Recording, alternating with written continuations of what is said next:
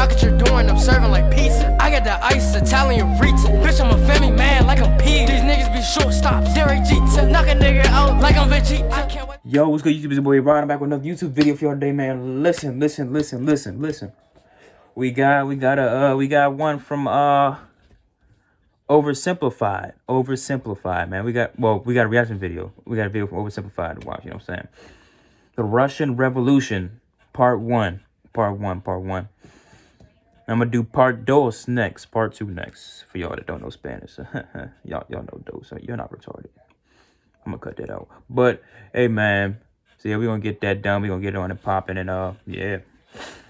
And this is a long one too. This is 21 minutes and 3 seconds. Good lord. We're gonna try and get this one done as fast as possible.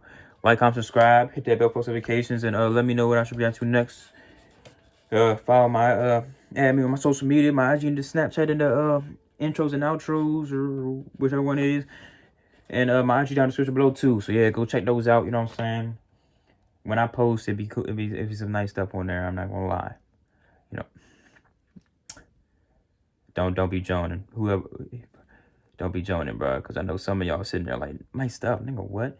Yeah, nice stuff. Don't hate. Don't nice stuff, motherfucker. Don't hate. But yeah, man. Let's get into the video, shall we? Put in the basket. This video was made possible by NordVPN. Click on the link in the description below to get an amazing 68% off a 2-year plan. Also, commemorating the weirdest bromance in history. Get your new character pins and Russian Revolution merch available now. Link down below. Hey Jimmy, it's the 1800s, an exciting time to be alive. Was it? Why don't you get out there and explore the world? Gee whiz, Mom. Thanks. This place is amazing. Where am I? Why, you're in France, my boy. Here we come up with wacky new ways of running a country. Liberty, equality, fraternity. Whoa, welcome to the United Kingdom. Here we invented the train. Whoa, aboard! Holy smokes! You're in a German factory, my friend. Here we harness fire and coal to create all these sexy leaderhoods. This is incredible. I can't wait to see where I'll end up next. Where am I? Russia. You're in Russia. Yep. Have I gone back in time? No, this is just how it is. Are you a farmer? Worse. Technically, my landlord owns me, which makes me a serf. I'm scared. You should be, because I haven't eaten in 4 days, and you look pretty tasty. Hey, yo. Hey, Jimmy, how are your travels? I hate you! That was a pizza she had? Wait a minute. Russia in the 19th century. Feudal, underdeveloped, and stuck in the past. While the rest of Europe had been modernizing and improving their citizens' lives, Russia's rulers were taking a different approach. My lord, we're falling behind the rest of Europe. It's time to industrialize, give the people rights, and share your power. Russian czars had no time for pathetic ideas like liberty and modernization because they were too busy having the time of their lives. While the serfs were breaking their backs in the fields, the czars held all the power, and they didn't have to listen to anyone. Want to run the country like a backwards feudal kingdom while the rest of Europe outpaces you militarily and economically? Go right ahead. What does that say? Want to keep the people uneducated so they don't get any ideas? There's no one to stop you. Want to keep exporting grain even when there's a massive famine causing hundreds of thousands to die? That is your God-given right. While all of this was great for the Tsar, if you were literally anybody else, it probably sucked because Russia was falling behind. If they were to keep up with Europe, they'd need a strong ruler with some big ideas. Oh look, here comes one now. Hey everyone, it's me, Tsar Alexander II, and I've got some big news. I'm releasing you all from your serfdom. You're all free. Yes! Yep, I'm the best. Yes! There is one thing though. I spoke to your local lords and they weren't happy about losing all their free labor. So as a compromise, you're all gonna have to pay them back a near impossible amount of money for the next 49 years. Expect your lives to barely change. Are you freaking kidding me? Now I know what you're thinking. I would have hit him with that hoe. Alexander II seems like a pretty cool guy. A garden hoe. To reform the country that they had in and their get hand. Russia on the right path. Everyone must love this guy, right? Wrong. Why does one man get to decide the fate of everyone in the country? Because he's your system king. is dumb. Somebody should do something. Like what? Like kill the Tsar. You're gonna kill the Tsar? Well, me? No. I'm busy. I was kind of hoping you'd do it. Okay. See? The people love me. They're throwing flowers, confetti, and high-grade explosives Whoa. Nicholas, your grandfather has a mild case of being blown up by a terrorist, and he's not looking too hot. So we're gonna go say our goodbyes, okay? No, it'll be too scary for him. Nonsense, it won't be scary at all. We're just gonna say a quick goodbye. Ready? Boy, look at me. The people did this to me. And one day, they'll do it to you! See? Wasn't scary at all. So Alexander II was dead, but luckily, they had another Alexander lying around. What? Alexander III. And he felt his dad's reforms had weakened the Tsar's authority. Russia was massive, and as a result, had many ethnic minorities. Non-Russians? More interested in their own cultural heritage than in loving me? Isn't it great? So much beautiful culture and diversity in our great nation. Yep. Alexander thought all these minorities should be a little more Russian, and thereby loyal to him. So he repressed religious minorities. He repressed non-Russians. He introduced the Okhrana, a secret police force that repressed anybody who thought having a Tsar was dumb. If Alexander II was the great reformer, Alexander III was the great repressor. Now that's how you run a country. Hey, Dad? Ugh, great. It's my son Nicholas, who I like to call a girly girl because he's so weak and pathetic. When are you gonna grow up? You still look like a girly girl to me. But Dad, I grew a beard. Yeah, an ugly girly girl beard. He was better than you. If Nicholas was to one day be Tsar, he needed his dad to teach him how to run the country. But his dad instead suggested that Nicholas go somewhere else. So Nicholas went to Japan, got an edgy dragon tattoo, had his head sliced off by a policeman, and then came home. Now will you teach me how to rule? I suppose it's time. Okay, that's there's true? a lot you need to know What? before becoming Tsar. Uh-oh. What? I've got kidney inflammation. Oh, he's dead. Yep. Oh, With no chance. Upon his father's death, a totally unprepared Nicholas II ascended to the Russian throne. He wasn't a reformer like his grandfather, nor was he a repressor like his dad. Nicholas was Nicholas. Timid, easily swayed, and more interested in doing whatever the hell this is. Or this. The hell is that? He wasn't ready to rule, and he himself admitted Just it, grabbed me to the saying, leg. I'm not yet ready to be Tsar. I know nothing of the business of ruling. Bit of an awkward time to bring it up. However, Nicholas firmly believed that he was chosen by God to be Russia's big daddy. And while he doubted his ability to rule, he was going to give it his best shot. And hey, who knows? Maybe he wouldn't be so bad after all. To get things off to a good start, Nicholas promised free pretzels and beer to a huge crowd in Moscow to celebrate his coronation. So enticing a proposition to starving peasants that the ensuing stampede... Is that Waldo? Nearly 1,500 Hey, people yo, dead. that was What the Waldo. hell happened? We're not sure, but you're scheduled to go party with the French at 8 o'clock. Shouldn't I stay here out of respect for the people? When have Russian Tsars ever respected the people? Stupid. Nicholas's decision to go party with the French immediately tarnished his image. Some were calling him Nicholas the Bloody. The Tsars had been partying hard at the expense of the people for long enough. They'd emancipated the serfs, but failed to lift them out of poverty. They used their secret police to crack down on anyone who might criticize them, and they'd failed to modernize and give the people rights, something the rest of Europe had begun doing over a century ago. The rule of the Tsars was quickly becoming outdated, and more Russians began wondering if there was a better way. For many, the solution was simple. Just look to the West. Republics, democracies, and constitutional monarchies galore. But a small growing group rejected that for an even better idea. A little something they called communism. Take Vladimir Lenin, an intelligent member of Russia's middle class, and also a massive ill-tempered jerk. If you disagreed with him about anything, he wasn't afraid to call you out. You fat-headed, simple-minded, vapid, cockeyed imbecile! Tenderheart Bear is a far superior Care Bear to Bedtime Bear! What the fuck? And he was no stranger to political unrest either. His older brother was executed for plotting to kill the Tsar, and Lenin himself was expelled from university for participating in a student protest. But how did Lenin go from being a middle-class nerd to the arbiter of socialist divinity? Well, to tell that story, we first need to go back a few decades to when a man named Karl Marx wrote a manifesto explaining how capitalism is a system whereby the stinky bourgeoisie oppressed and exploited the working masses, and that only through class warfare could the workers rise up and instate a communist utopia. Now go back forward a few decades to Lenin reading that manifesto and loving it. But publicly admitting you loved Marx and not Russia's big daddy would get you the cruelest punishment imaginable. Exile to Siberia. Enjoy exile, where you'll live with your wife, chill around town, and secretly write socialist newspapers. Hey, that doesn't sound so bad. And your mother-in-law is going to live with you. No! Once Lenin finished his stint in Siberia, he left Russia for Europe, where he was free to hang out with other Russian Marxists and talk about how great communism was. Now today, you might hear the word communism and think of this.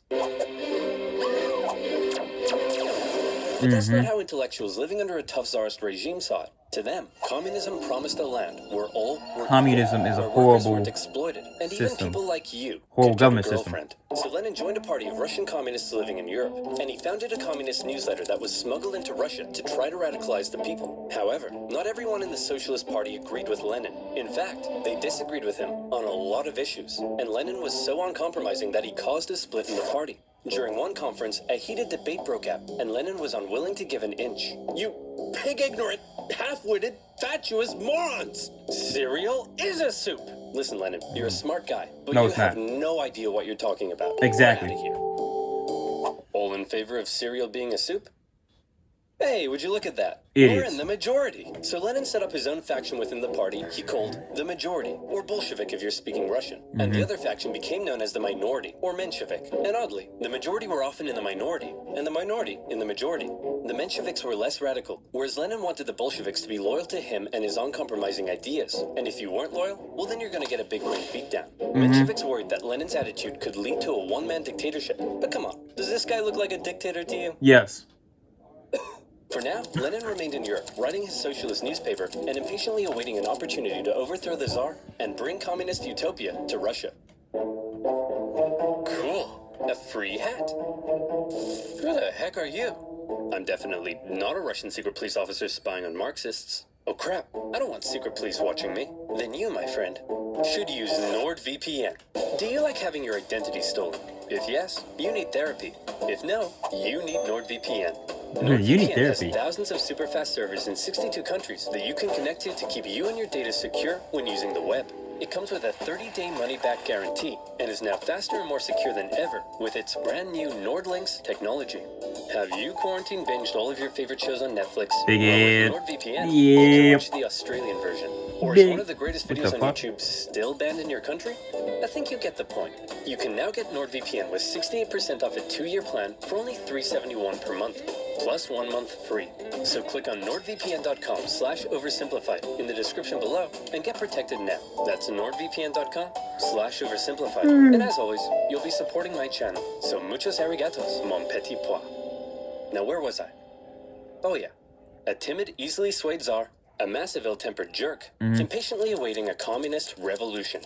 And revolution was coming, but not in the way Lenin thought.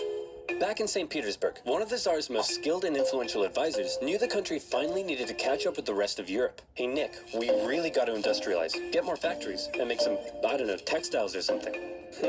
Won't that change the social fabric of Russia? Maybe. Hey, isn't it past your bedtime? But I haven't had my milk and snuggles yet. This man's an overgrown Do you kid. snuggle me? Nicholas thought modernization was boring, Oh. but he let Sergei do his thing.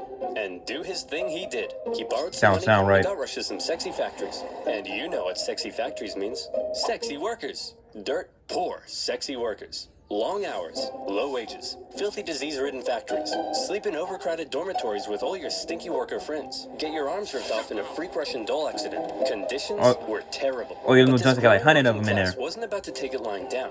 They started to do what workers And do 100 of them best. in those freaking dolls. Strike. Despite Sergei's efforts, people in Russia still weren't happy. Peasants were still poor, liberals still wanted reform, and now the workers wanted better working conditions. Is it a rat? The problem with being an autocrat Even is the that rats are everyone's protesting. God unhappy. dang. There's only one person to blame. You. The people hate me. What do I do? Ooh, I know. Why don't we find a weak and pathetic nation to go to war with? We'll win easily, and everyone will love me again. Why don't we just try treating the people better? Exactly. You son. Oh. As luck would have it, an opportunity for war was forming in the Far East. Russia wanted to expand its sphere of influence into northern China, and coincidentally, so did Japan. But Japan didn't really want war, so they proposed an idea to reduce the tension. Hey man, we'll let you do your thing in Manchuria if you let us do our thing in Korea. I don't think so. We've got the largest army in the world. What do you have? I'm the Emperor of Japan. I have a giant mecha suit. Whoa. Cool. Nicholas and the boys didn't see Japan as a threat, so they felt they could push Japan around. But little did they know Japan had been rapidly militarizing, and when they launched a surprise attack on a Russian fleet at Port Arthur, everyone was shocked. Nicholas hoped it was an opportunity to win a quick war and regain the support of the people. Nobody seriously thought a puny Asian country could defeat a European superpower, and the Russian people were filled with You're thick. patriotic spunk. Hey everyone, we're at war with Japan. Hey everyone, we're losing the war. The You killed the Japanese Tsar. won, an embarrassing defeat for Tsar Nicholas. Russia had enough problems, but now it had been internationally humiliated. The public were outraged. Unrest increased. Nicholas needed snuggles now more than ever. The tension my was God. rising rapidly. And the rat's still there. Russia was on the verge of revolution. All it needed was one disaster to push it over the edge. And that disaster would come in January 1905 from an unlikely source, a handsome Orthodox priest named Father Gapon. Father Gapon was leading workers and their families to the Winter Palace, but this wasn't some violent uprising. It was a peaceful protest. They wanted to deliver a petition to Nicholas, which simply asked for more freedom and better working conditions. The protest was actually so peaceful and respectful that the Marxists thought it was a big waste of time. Hey Nicholas, some priest is leading a peaceful protest. Says here they want to give you a petition. A peaceful petitioning priest? I better get out of here. Nicholas had actually left the Winter Palace days earlier, and in his place, they brought in a truckload of troops, ordered to stop Father Gapon from reaching the palace. Hello, good sir. Don't tell me they fired on him. Please, allow me to pass this simple petition to our dear father, Nicholas II. Good day to you too. Please, allow us to respond. Yo! Fire. Yup. What began as a peaceful protest ended in tragedy. Imperial soldiers opened fire on the crowd. Around 200 civilians died, 800 more were wounded. All they wanted was the opportunity to ask Nicholas to improve their lives. Instead, they were met with bullets. Nicholas didn't personally order the troops to fire, but as an autocrat, he got the blame. The event became known as Bloody Sunday, and Nicholas's reputation plummeted. Strikes erupted across the empire. Workers' demands increased. Liberals demanded political power. Peasants demanded land. The country was out of control, and the 1905 revolution had begun. Listen, Nicholas, peasants seizing my land and murdering my family I can tolerate, but illegally chopping my wood, that's obscene. Wow. And the worse I treat my workers, the What more the they fu- strike. I don't get it. Everyone relax. Is that Monopoly, As long as man? the military is still on my side, there's nothing to worry about. Sir, the sailors are starting to mutiny. Well, my life just sucks. Monopoly With man Russia deserve still it. losing to the Japanese, unrest was growing Put me in the in jail so military, many and times. some sailors had even taken to killing officers. Oh, wow. Having the people against you was bad enough, but if the military joined in, it would be game over. To make matters worse, in October, workers and Marxists, including one Leon Trotsky, began setting up local elected councils called Soviets that coordinated strikes and supplied the workers. Sergei could see the writing on the wall. Things were going south fast, and he needed a big idea to save the Tsar. And luckily, he had just that. You see, all these angry people from different parts of society weren't really working together, meaning there was a weakness to exploit. Sergei Division. wrote a manifesto that would give the liberals an elected assembly called the Duma. It took some convincing, but eventually, Nicholas agreed to share power and have his laws approved by an elected assembly. Hey, liberals, here's your stupid manifesto. Happy now? We certainly are. But what about these guys? Aren't you going to give them what they want? Oh, goodness no. I was just going to kill them. With the liberals satisfied, Yup. and after ending the war with Japan, You don't deserve the it. Tsar brought thousands of troops home, who then dismantled the Soviets, arrested their leaders, and crushed the peasant uprisings in the countryside. And how about that doing this pesky because I love parliament you. Nicholas had agreed to share power with? Well, he then wrote a bunch of new laws, which basically said, hey, remember that manifesto I wrote and how you guys were going to approve my laws? Slight change of plan. Actually, I'm going to do whatever the hell I want, and you guys are going to shut up. What? The people won't stand for this. People? What people? You know, this is why people don't like you. And just like And that's that, exactly why Nicholas you're had about to survived die. the 1905 revolution. But wait, a revolution? In Russia? Where was Lenin? Well, Lenin and his communist pals were still in exile. He tried desperately to radicalize the uprising, but all he could do was watch. As the movements failed to organize, the liberals sold out the poor, and the Tsarate played the people. Furious, he believed Russia had missed a great chance for a real revolution. From now on, he felt the only way left was an armed revolution by the workers. Watching the events of 1905 unfold, Lenin learned a lot. The Tsar, however, would prove to have learned nothing. Exactly. After the 1905 Idiot. revolution had failed, the Tsar's new top man was Pyotr Stolypin, and he had big ideas to prevent any more chaos. Step 1, reform agriculture. This'll make the peasants love you. And step 2, we'll kill anyone who doesn't. To discourage any more revolutionary ideas, Stolypin began to crack down even harder on the Tsar's opponents, and thousands were sentenced to death. The noose even earned itself a new nickname, Stolypin's necktie. I don't get it. Oh, I see, because it goes around my neck. That's so funny. But despite the oppression, many positive reforms Just give the were people also what they being want. made, and the Russian economy even began to improve. This was a problem for Lenin. If the people weren't suffering, then they wouldn't support a revolution. Still in exile and lacking funds, the Bolsheviks simply weren't in a position to do anything. Luckily, it was around this time that Lenin met an incredibly handsome Georgian with your second favorite historical mustache, Joseph Stalin. Lenin and Stalin met at a communist convention in Finland, and Lenin liked Stalin because he was a real go-getter and was great at fundraising for the Bolsheviks. And by fundraising, I mean kidnapping, robbing, extorting, bribing, ransoming, assassinating, prison breaking, stealing, bank raiding, executioning, and stealing again. Hey Stalin, the Mensheviks aren't so hot in all this stealing, Horrible but man. we still need money. So the next time you do a big heist, just do it quietly. Okay, quietly. Got it. God. If this isn't quiet, I don't know what is. Stalin's wacky antics eventually got him exiled to Siberia, but he had established himself as a big balls Bolshevik. However, no amount of Bolshevik balls could stop what was happening. The Russian economy was making a recovery. For the Tsar, things were looking up. This is great. All Nicholas has to do is sit back and not mess anything up. Hey everyone, big news. I'd like to introduce you to my new best friend. He's a crazy, drunken, beardy, horny, scandal-ridden magic wizard man, and he smells like a goat. We're screwed. Rasputin, a dirt-poor peasant from dirt-poor Oh my nowhere. God. But unlike all the other dirt-poor peasants, Rasputin had holy healing powers. And when this holy Allegedly. mystic wandered into St. Petersburg, people began to notice. He quickly became famous, and word of this mystery man and his healing hands made its way to the royal palace. The appearance of a holy homeless healer was of great interest to the Tsar and his wife.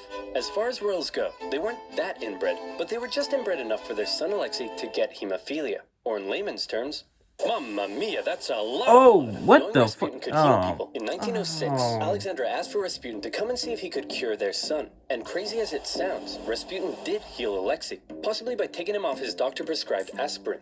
Having seemingly done the impossible, Rasputin became very, very close to the royal family. But having a crazy homeless wizard man hanging around wasn't a good look for the Tsar, because Rasputin was freaky. Not only was he a big fan of alcohol, but he'd also throw these crazy parties with Russian nobility, where he'd and all night long, and then he'd his whole head hypnotic eyes, and nobody knew how the goat got on the roof.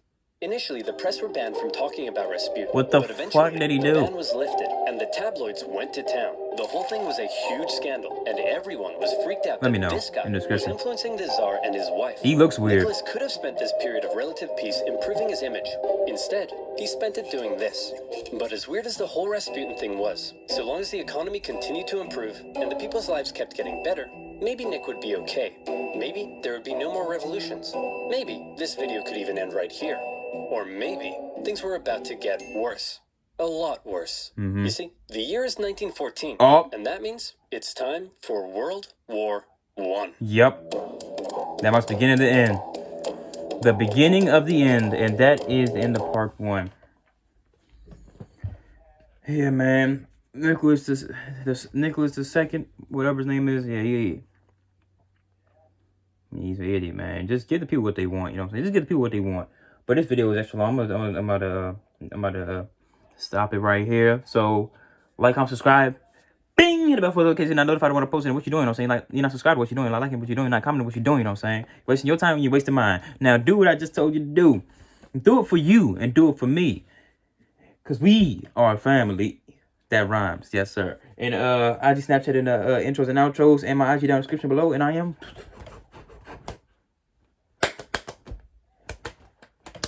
Go.